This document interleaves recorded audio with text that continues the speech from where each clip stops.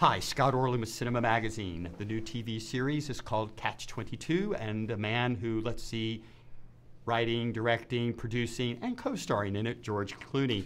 Didn't write it. Oh, sorry. But the rest of it I was working on. You have quite an interesting German name in this. Yes, apparently it means brilliant mind, I think.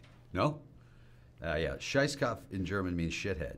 And the funniest part is when I said, I'll play Scheißkopf, and not really paying attention to it, and then we got to the set and they said, you know that means shithead, and I was like, that seems about right.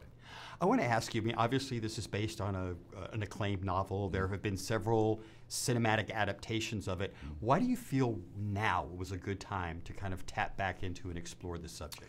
There's really never a wrong time to be talking about the absurdity of war. I mean, there really isn't. I mean, if you think about it, it was written by a guy who was a bombardier in World War II. He wrote it during the Korean conflict.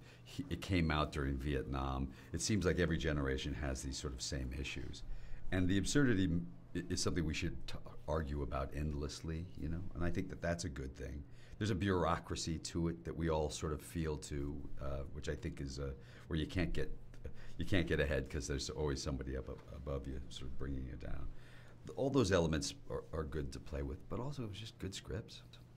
I was fascinated too that sadly I noticed in the 6th episode you kind of had a little budget crisis where you couldn't quite wardrobe one of your actors. There was no clothes, there was no money left, so we covered him in blood, which I thought was the only proper thing to do. The worst part is, you know, poor Chris is, you know, fully naked in this about half of the show, the last episode, but we shot that over like a 3-month period of time because it's all cross-bordered. So he'd be shooting a scene, and then I'd go, okay, go get your clothes off. We got to shoot a scene of you walking through the camp, you know.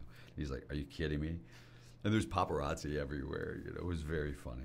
But I mean, you did Monuments Men, so you kind of have a little familiarity with World War II, but this time there was a lot of plane action. Sure. And there are not a lot of planes that exist that were flying in World War II. How creative was that for you cinematically because there's so much flying sequence in here? We didn't want it all to be CGI computers. We wanted it to look real. And we only had 2 planes. So we had to shoot them, you know, several times and then layer them one on top of the other. And it's a tricky thing. Part of it was in the shooting of it, we wanted it to look like the way we know World War II. When we did Good Night and Good Luck, we shot it in black and white because that's the only way you know Edward R. Murrow. We shot this grainy and, you know, sort of catching up to focus and zooms and stuff because when you watch The World at War, that's how we saw them.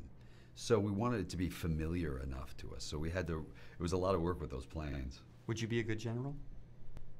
I'm pretty good at like convincing people to do things, so I'd be okay at it, yeah. Well, thank you for being a great actor, George Clooney. Thanks. It's always such a pleasure to talk to you, and this is Scott Orlin. Until next time.